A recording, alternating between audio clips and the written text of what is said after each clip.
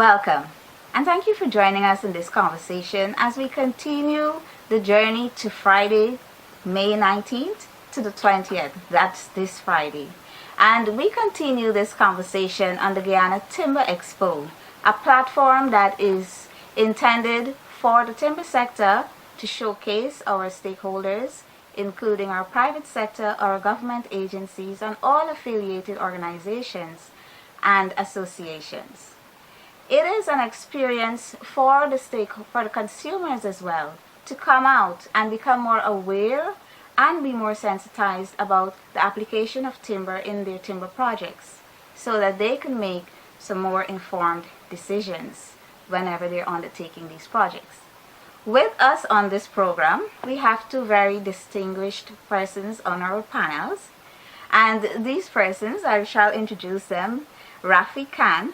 Rafik is Managing Director of Woods Direct.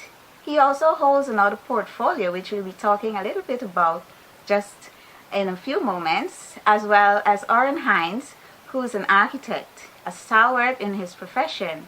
He's been in this business a very long time. Welcome, gentlemen, to this program. Thank you, Laura. Thank you for having us. So I will direct my first, congratulations to you, Rafik, on becoming the chairperson of the Guyana Manufacturing and Services Association, and that would be the Forestry Subsector Committee. So it gives me great pleasure to, welcome you on this new appointment, and I know that you may have a lot of plans for the coming year under this position. Could you share some of that with us? Thank you, Laura, for your wishes.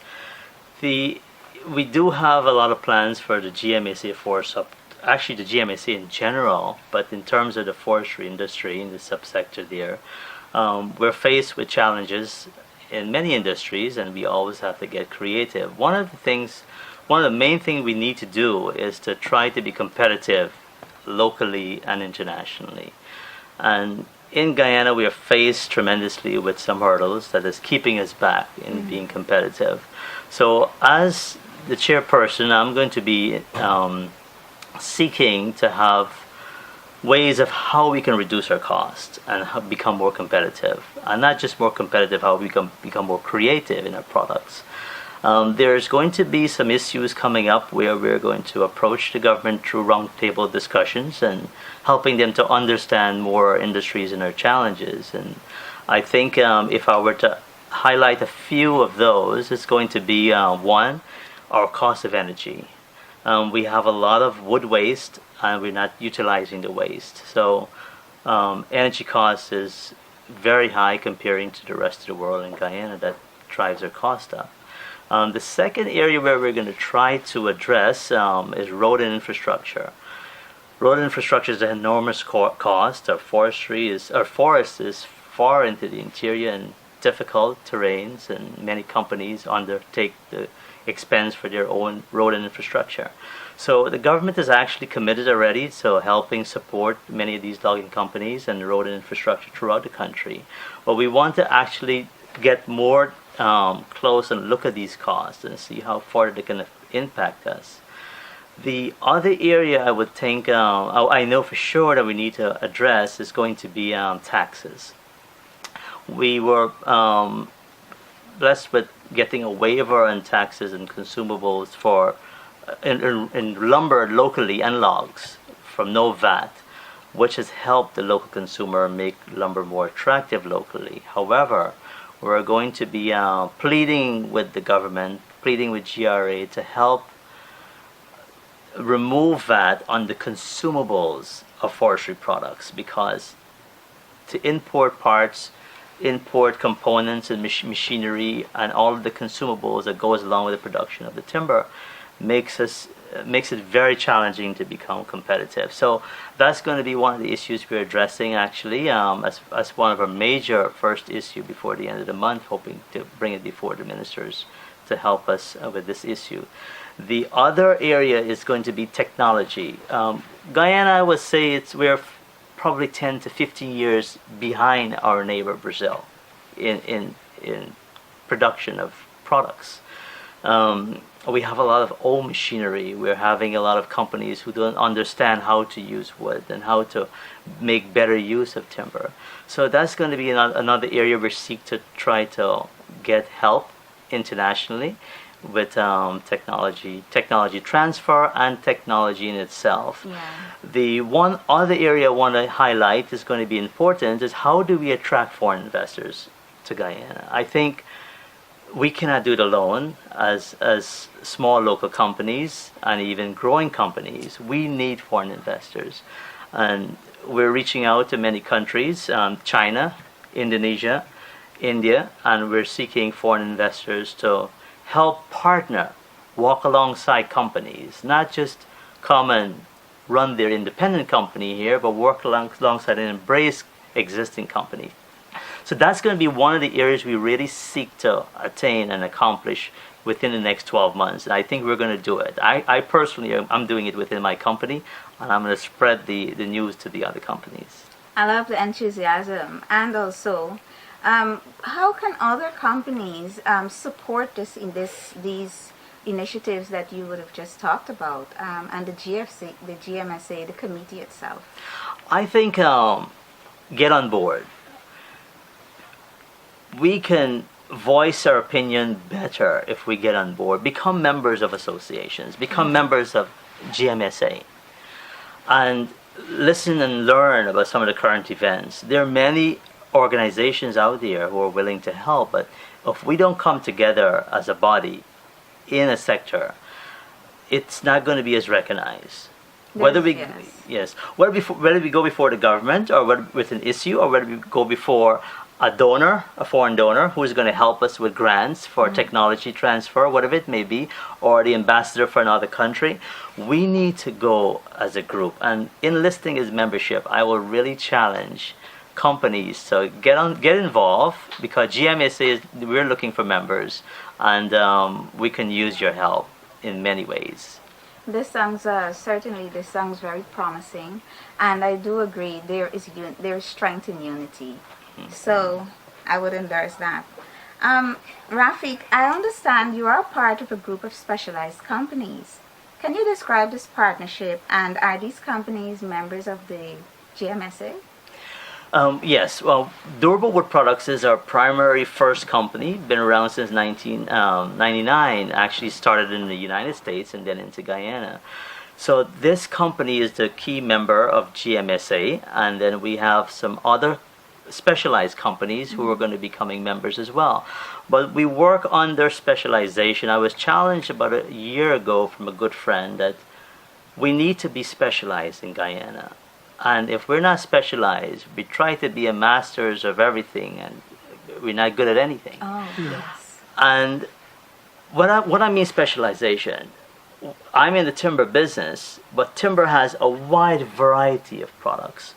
We have from furniture, we have housing, we have sawmilling, we have various types of manufacturing, doors, for example. Yes. So what my vision is to be able to find talent, support and embrace them, help fund them as necessary, and take them through that journey. And that's what I've been doing in Guyana. So I started out with my own company, Durable Wood Products, and then I have partnered and joined with companies here seeking out talents. And Woods Direct is the sawmill operation, Okay. where it focuses on everything exterior, structural, that is forgiven in terms of quality if you look at it, because it's structural.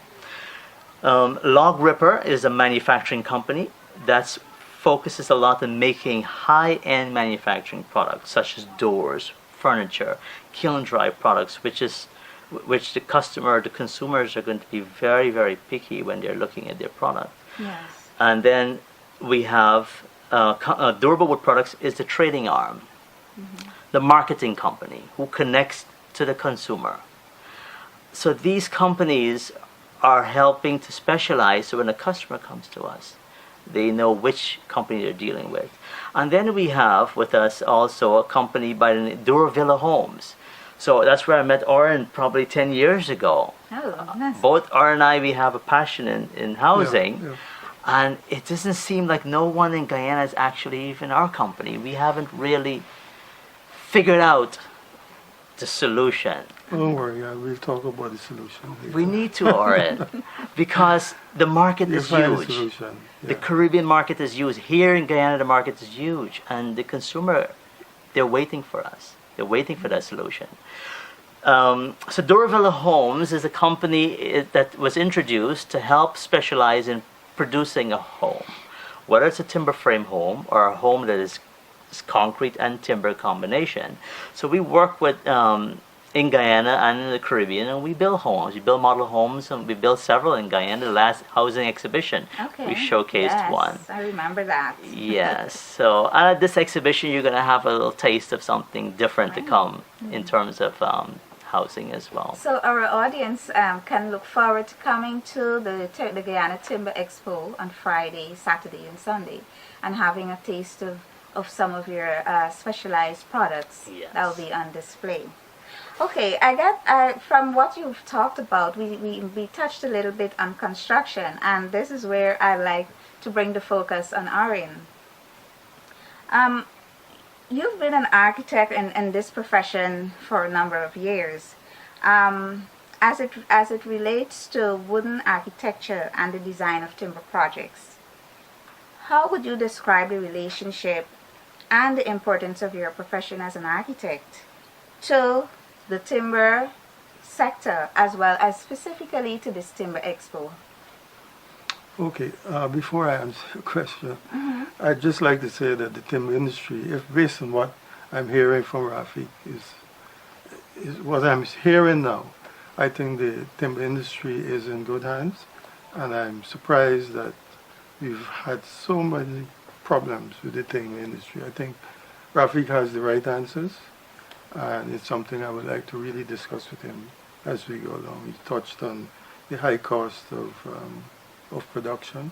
He touched on quality, and all those things are important Very. because you're losing market share to alternative timber products, and it's getting worse because these other products, they're developing all the time. The manufacturers are doing research, development, and while there may be some negatives with some of these alternatives, in the future they will be just as good as timber. So you really need to position yourself. You need to decide where you want to be 20 years from now and act now like you're there. I think Rafik has some of the right ideas. Yes, great. I think it's very promising indeed. Yeah. But as an architect, how do you see other architects such as yourself benefiting from the Guyana Timber Expo? Well, I would like to put it the other way. I think the industry needs designers. I think Rafi spoke about that. And that's an area that architects are trained to help you with. Without design, you're not going to get new products. I wanted to change two of my doors about a month ago. And it should have been a weekend exercise. You go buy a door and you put it in. I couldn't find a door I wanted. The doors are all the same doors that my grandfather would be familiar with. There is no design change. Okay. Same six So panel, you're really eight trying panel to door. But it's to put you an know, emphasis on innovation. exactly. Yes, we're a new timber, product lines we're a timber and country. designs. And whether we like it or not, or we know it, we have a sense of timber. Timber is in our DNA. But it's Right. not being reflected. We're not teaching the kids in school to design. We're teaching them to do carpentry and joinery. They must design. That's where it starts. Yes. They must develop a love for their material. And these are the things that architects could teach. They could help you to do. They could make you more aware of these attributes. Okay. And one of the things I would like to talk about is timber as a sustainable product. We're not marketing that. Timber on a scale of 1 to 10 is probably between 8 and 9. And so our this platform of the Guyana Timber Expo really is geared towards showcasing our innovativeness and all of the products that can be available, the potentials out there.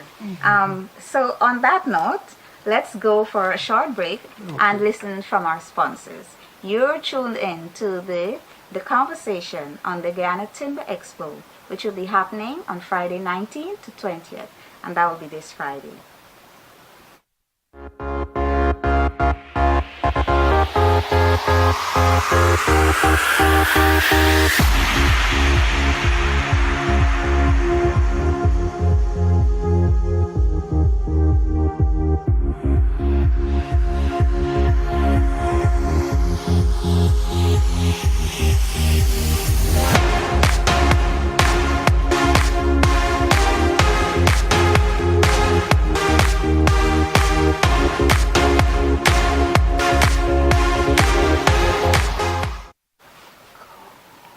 Hello and welcome back as we continue the conversation on the Guyana Timber Expo happening this Friday 19th to 20th.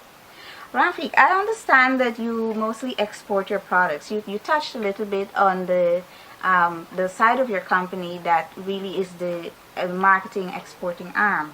What types of market do you export to, and do you supply products to the local market? Primarily, we export most of our products, and I'm not saying that proudly, because I would love to encourage our locals to use our product here. But to answer your question specifically, our products, and I'm very proud to say this in a good way, that Guyana's timber product, not just my company's product, has reached every continent in the world. Oh, yes. And from the Middle East to Europe to Africa, South Africa actually order our timber. The Caribbean, of course, North America, throughout the world, and I can call endless countries. Mm-hmm. I just made a trip to Lebanon where they're using our timber. Have a customer in Norway that is using our timber. Mm-hmm. So there are places that we don't realize that our timber is actually considered a very cherished, prized product internationally. Mm-hmm. So locally, if with Aaron's help and educating in this program that we're doing this weekend at the expo, is to help educate the consumer. What are some of the products that you can use and appreciate? Sometimes when we have too much of something, we don't appreciate That's it. true. And this is what I find that happens here. The rich and the famous around the world uses our timber. Mm. Resorts, municipalities, governments, the major structures around the world use our timber. Yeah. And we have it here. Yeah. So my hope is that within the next, I would say, 12 months is to hopefully have a portion of my market here locally in Guyana by encouraging and educating folks here how to use our timber. Well, certainly. Would you agree that in the end product or in the application of timber in projects, one of the most important aspects is the treatment of timber, more specifically kiln drying? Would you agree with that? With respect to quality? Absolutely, and durability, of course. Yes, kiln drying is essential to any material used interior of your home and some parts of the components of the house. When it's a structural component, anything larger than 2 inches or thicker, and it's large frames and members like 6x6 and 12x12, and so it's not necessary to kiln dry, but kiln drying does several things. Kiln drying gives stability of the wood, but also kills organisms that might be living in that wood that you don't even realize. So I think many people underestimate the value and the benefits of kiln drying, and you find that wood is not lasting. Yeah. It is rotting. You see sometimes in homes wood ants, they're attacking. Yeah. Why? Because we're bringing the bugs from the forest into the home and expect them to change their habitat. It's going to stay into that wood. So the kiln drying of products is not only important for the stability and the straightness of the timber, I would say it's just as important for the durability of the timber, because you're actually killing the cells within that wood and let it become something So that will they have last a nothing long to feed time. them. That's right. You're getting rid of them and even killing them. As an architect, do you agree in terms of, I know there are structures that are standing for decades. Yeah, kiln drying is important because the two major problems with timber is moisture and termites. Termites wouldn't really attack your timber unless there is moisture. If it's dry, then they would look for something else to eat. If they're really hungry, they would go after anything. So you try to reduce the amount of moisture. And in terms of bringing out the beauty of wood, the color, the texture, and all these things, you needed that certain moisture content. Yes, definitely. You wanted to touch a little bit on the sustainability. And Yes, I think that is where we need to, that is the advantage we have, timber has, over alternative products that are now taking over the market. It's sustainable in that it, certainly in Guyana, it provides a tremendous amount of employment for Yes. local communities. So there's an economic and social benefit.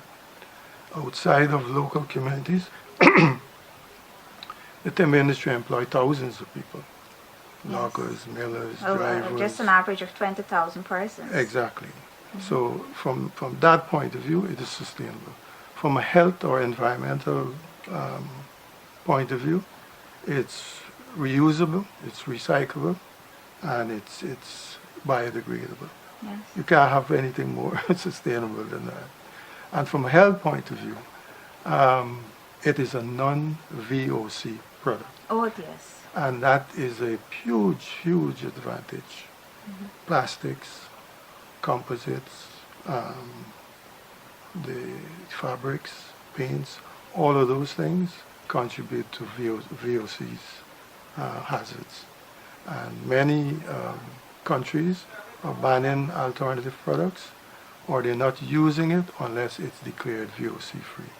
Now, timber has to promote that attributes.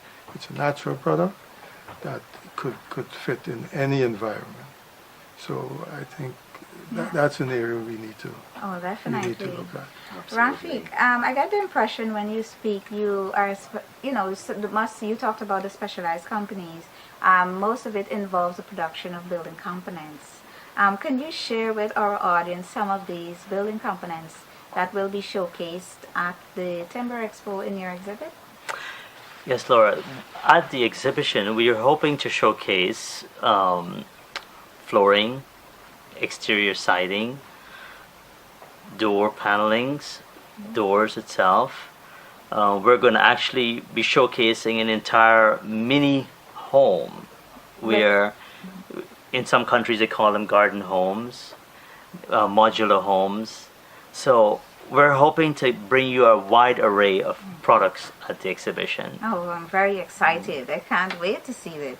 I just wanted to do a little excerpt I got online from internationaltimber.com news. The report, the title of it, Architects Are Driving Forward the Use of Timber. The winds of change have been blowing.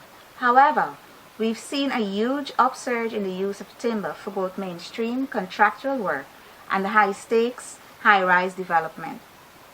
But before building gets to the go-ahead, it has to be designed, and that's the crux of that report.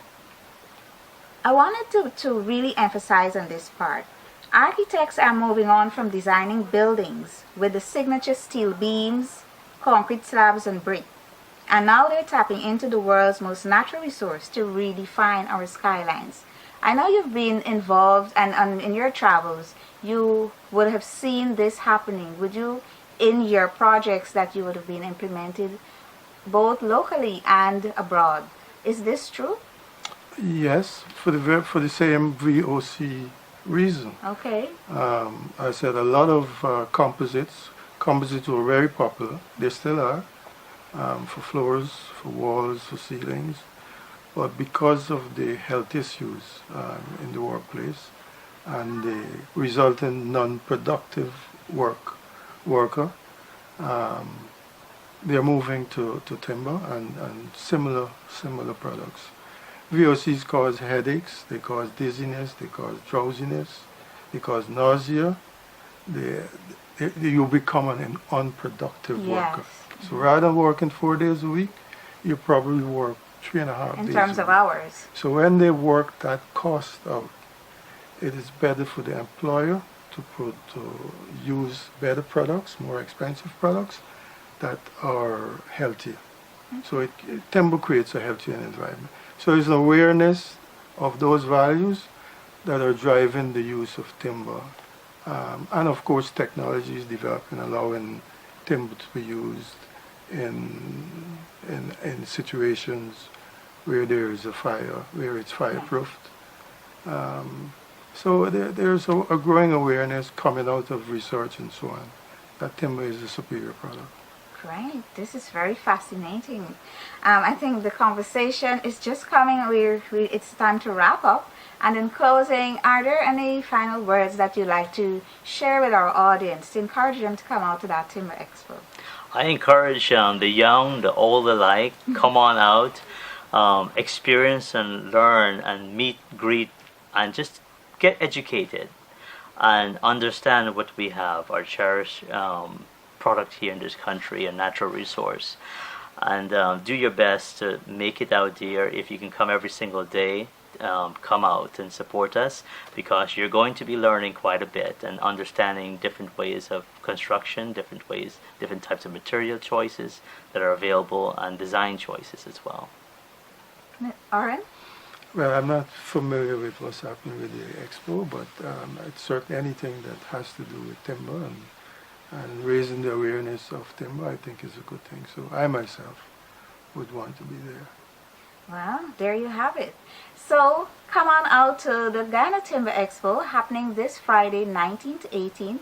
Not only will you be exposed to the awareness, being aware and to being sensitized about timber and the timber products that are out there, but you'll be meeting some of the very, elite stakeholders out there, the private sector, the business people who are involved in this for over 20 years, for some of them 30, 40 years.